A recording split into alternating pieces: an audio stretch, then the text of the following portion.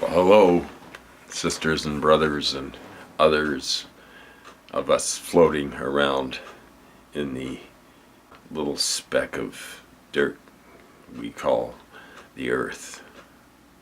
Just a quick update to my subscribers, and my laziness knows no bounds these days. It's one of the advantages of getting old, is that you can get away with that sort of shit. Anyway, just a quick update, and I'm going to show you a little thing about the direction I've decided to take the channel in.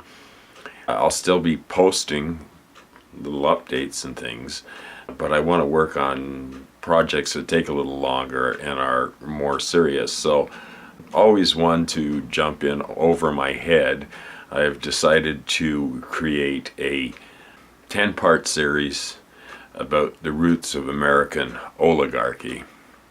Now, whether or not this is accomplished before my demise is probably not in my hands, but I will, probably not in my hands, no, really, when I think about that.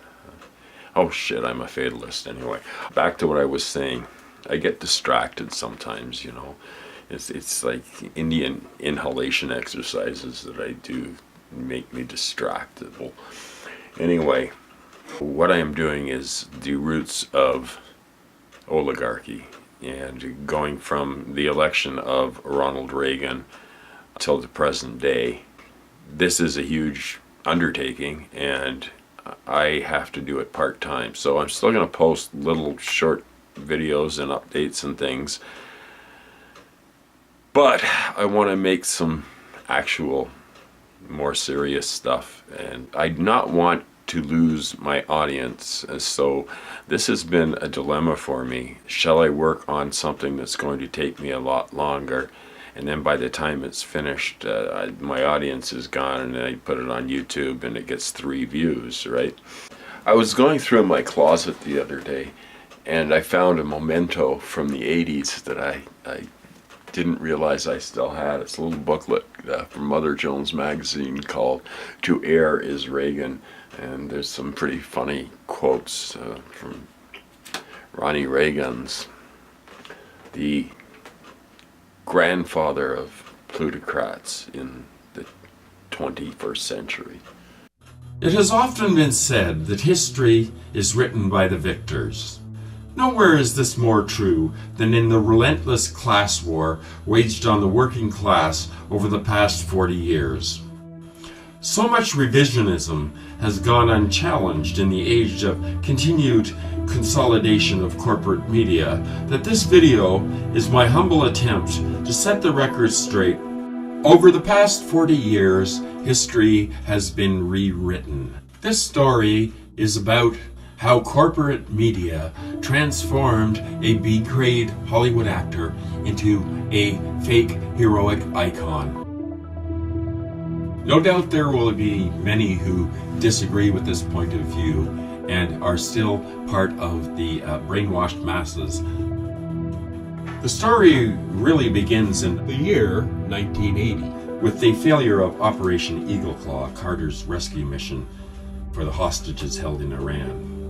Many in the shadow government were concerned that Carter's conciliatory tone and emphasis on peace and social justice made America look weak, and they latched onto Reagan as a solution. Several excellent and informative books have been written about this period in history, notably The October Surprise by one Barbara Honegger, who was part of the Reagan transition team, where she alleges that the CIA deliberately sabotaged Carter's rescue mission. And the interesting thing about Carter was that he took pride in the fact that during his presidency, no American soldier had died in combat. Had this daring mission succeeded, Carter would have been assured a re-election. It was a brilliant plan, really, and one that involved no loss of life. The plan was to gas everybody with sleeping gas and rescue them. Unfortunately, the helicopters that they used were not equipped for flying in the desert sand, and I wonder who arranged that. It's more conspiracy theories, folks, but this one's kind of based in history.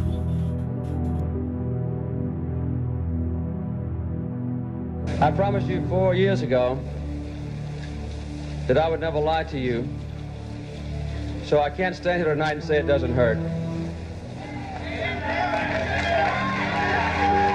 President-elect Reagan, of course, lacks any great experience in foreign policy, and it has been interesting as he got closer and closer to power to observe the re-emergence of Henry Kissinger.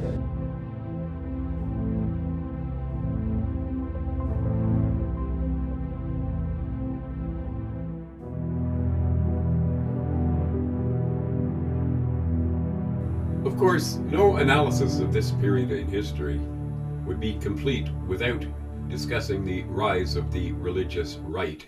Oh, I'm just a flag-waving American, folks. A citizen I'm really proud to be. Oh, I'm just a flag-waving American. The fundamentalist huckster ministers who had taken over American airwaves had decided that fleecing their flock would no longer be enough. They yearned for political power, and in Reagan, they had found their champion. As you go about forming your new government and selecting the people who are going to head the cabinet, be in your cabinet, and run the government, how much consideration are you going to give to the advice of these new conservative organizations and the moral majority and people like the Reverend Jerry Falwell? I am going to be open to these people.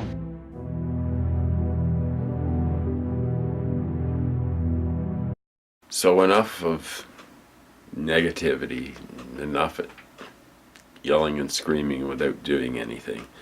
We've all got to do our part to try and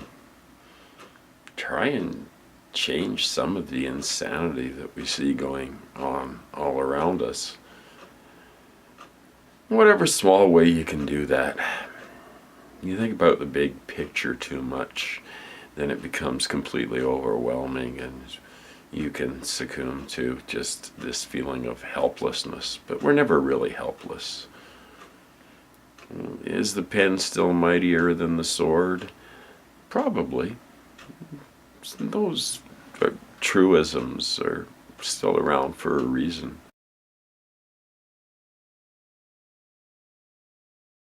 It's like 3 in the morning right now, and I come down here when I can't sleep, which is quite frequently. I figured that this is the best way to get this sort of work done, or painting pictures, but this is the thing I'd like to do right now, so I'm going to keep doing it. So back to work I go, and I hope you like what's coming up with the channel. I hope you'll stay in touch.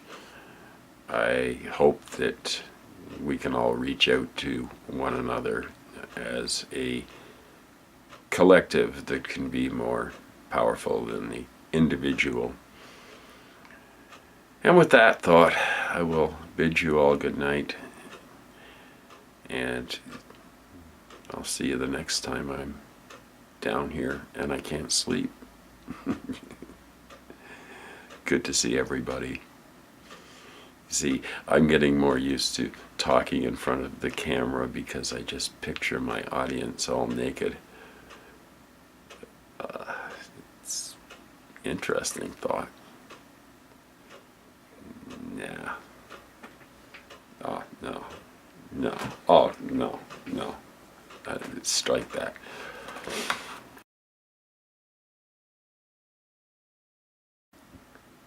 I can't thank you guys enough.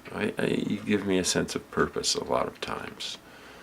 Some of the kind words. I have the best audience. I might have a small cult audience, but I have the best people on YouTube, I swear.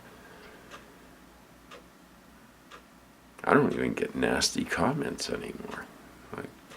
I don't know. I guess the positive vibe thing sort of worked, but I'm sure they'll pop up sooner or later. And when they do, I will treat them with the disdain which no doubt they will so richly deserve. I should not be involved in any campaign investigation. I have studied the rules and considered their comments and evaluation. I believe those recommendations are right and just.